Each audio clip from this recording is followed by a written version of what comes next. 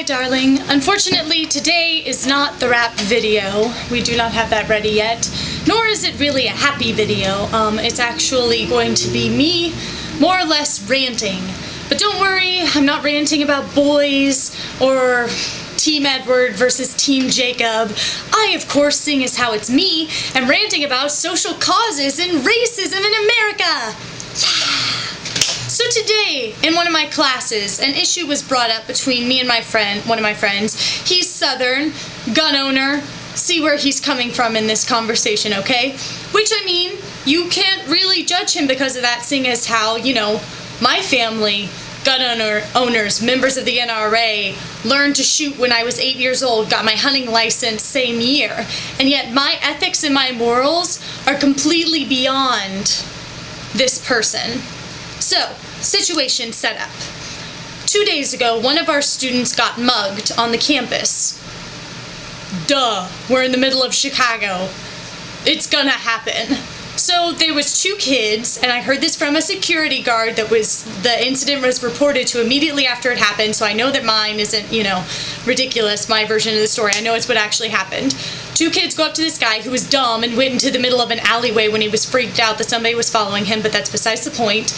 And they showed him they had a gun in their pocket. They lifted up their shirt to show him and said, "Give me your wallet." So not even a really scary, like, at gunpoint thing, just a, like, the gun couldn't have even been loaded. So anywho, it was no big deal for the guy just to give them their wallet, and then they went on with their day.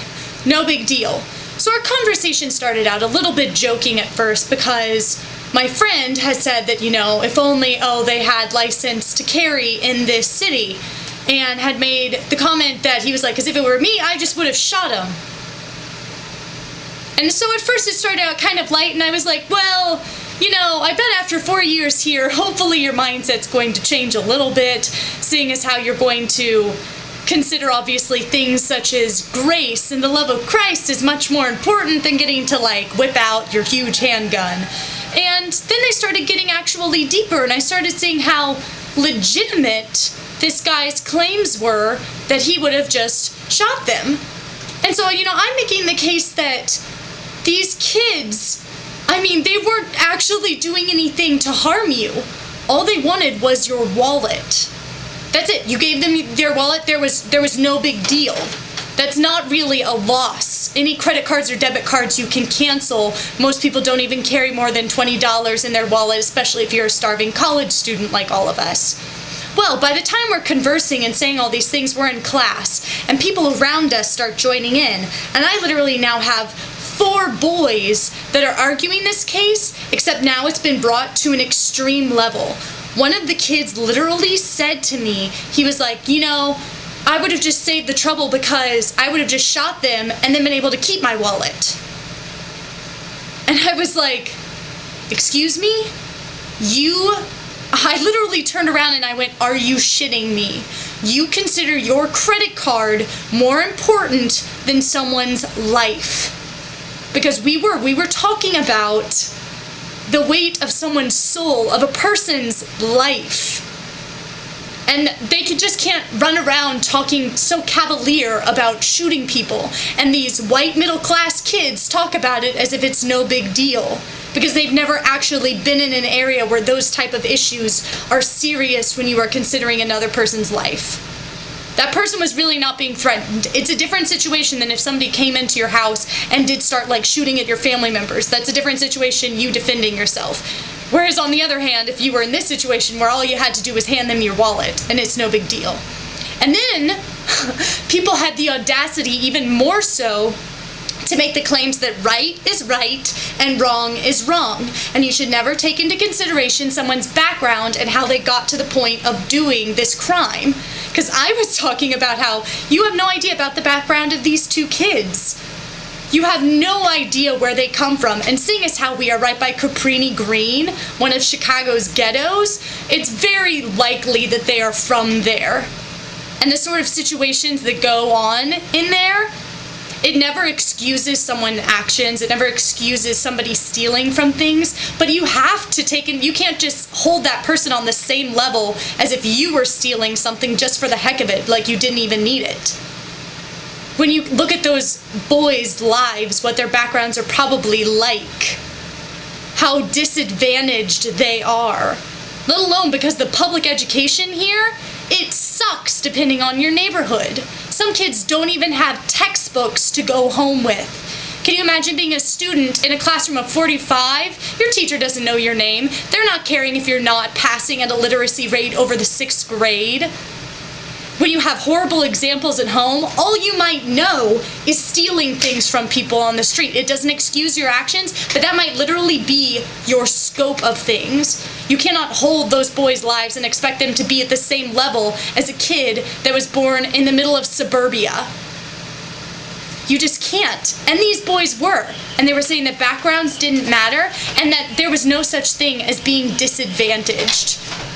That no matter any of your situation, we're all at the same level, which is ridiculous because depending on where you were born, before your life has even begun, you can be at a state of being disadvantaged or advantaged. Whether it's something as simple as your race, your socioeconomics, whether your parents went to college, and you have no control over these things, and you are immediately either advantaged or disadvantaged by them.